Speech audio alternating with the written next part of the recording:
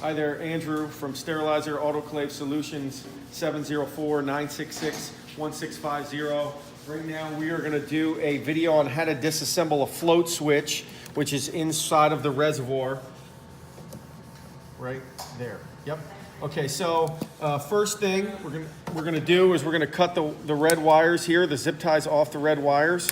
Also, obviously, you're gonna have to get the cover off. Refer to the videos on the website to get the cover off. And then another very important thing is to turn the power off. There's a power switch in the back, or you can unplug it from the outlet. Once that is done, we are gonna go to the float switch. The float switch connects to the board right about here, and then there's a little connector here.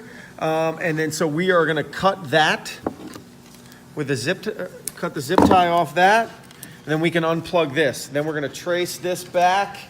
Remember, cut any zip ties that we have to. Just remember not to cut the wire, especially any of these ones if we're replacing this. So then we're gonna need a phillips screwdriver, and we're gonna take this compressor off. There's 2 phillips screws in the back, and there are 2 in the front here, and 2 in the back.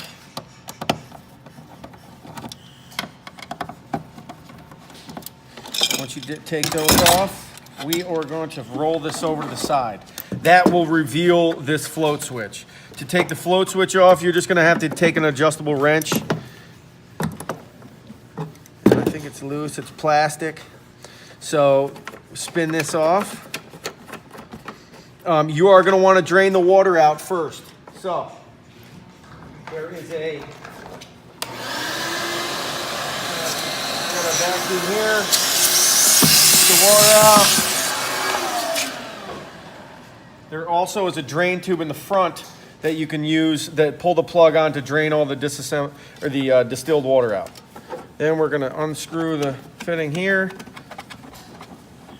You're going to also need some sort of long hemostats or a long pair of needle nose pliers. You're going to feed this wire through here. I got some needle nose pliers. You're going to have to get into the reservoir and pull it out this way.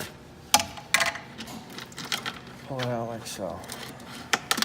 You can find this part on our website, www.statimusa.com. Okay, so we just took the float out of this one. For the sake of just replacing it, I'm going to show you how to do it just with the same exact float. We're going to have to go from inside the tank to outside. And when you set it up, when you get it, it's going to come with an O-ring. We're going to have to make sure that O-ring is on before you put it through. So then basically you're just going to have to feed this through. It's kind of a pain. If you have hemostats, it's going to work best. You try and get it right back to the closest to the hole. And then you get your hemostats. You're going to have to try and get through the hole and pull the float through like that. You pull the float through, then you wiggle it through, and then you make sure obviously that O-ring's on there, so now that will prevent the water from leaking out of the tank. And then you put your nut back on. Keep pulling this tight so it stays nice and flush. Don't pull it too hard so you wreck it. And this is also kind of can be difficult sometimes. You got to figure out how to spin the float without spinning the whole thing, because then you won't be able to tighten it. Basically, you pull on the wires just enough so you got resistance, and then you tighten it like so. Then you're going to have to look on the inside of where the float is. Make sure it's even. You can twist it by hand. That should be tight there. Then you take this and you hook it back up to the board, and then you hook your air compressor back up, and then you can run a cycle with this laying on the side. Also fill this up with water, make sure it doesn't leak out from where the O-ring goes. If you have any other questions, give us a call, 704-966-1650. Thank you.